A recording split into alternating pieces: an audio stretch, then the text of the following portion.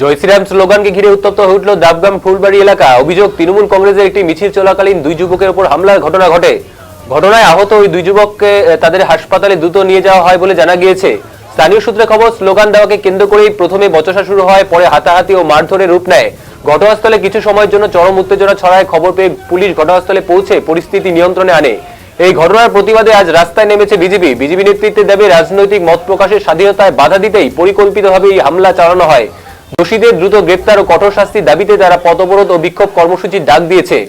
অন্যদিকে তৃণমূল কংগ্রেসের পক্ষ থেকে হামলার অভিযোগ অস্বীকার করা হয়েছে। তাদের দাবি, বিজেপি ইচ্ছাকৃতভাবে উত্তেজনা ছড়িয়ে এলাকায় অশান্তি সৃষ্টি করার চেষ্টা করছে।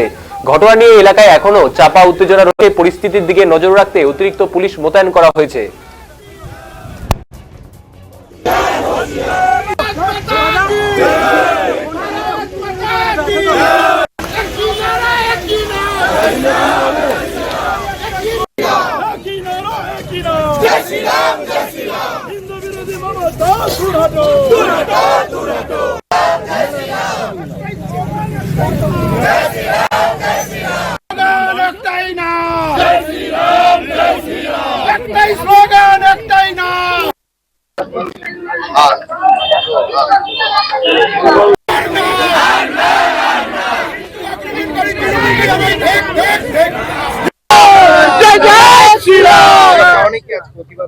সেই জন্যই কিন্তু আমরা আজকে প্রতিবাদে দাঁড়িয়েছি এখানে।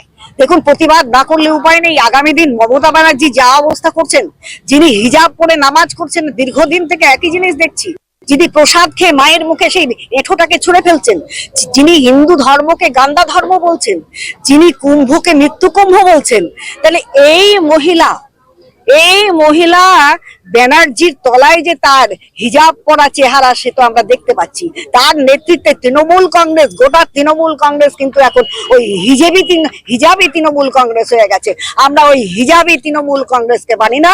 তারা যদি এখানে অত্যাচার করতে আসে, অবশ্যই আমরা রুখে দাঁড়াবো, জনগণকে সঙ্গে নিয়ে দাঁড়াবো এবং কি করে এটাকে মানে পরিষ্কার ভাবে অবরোধ করতে হয় সেটা আমরা দেখিয়ে দেবো।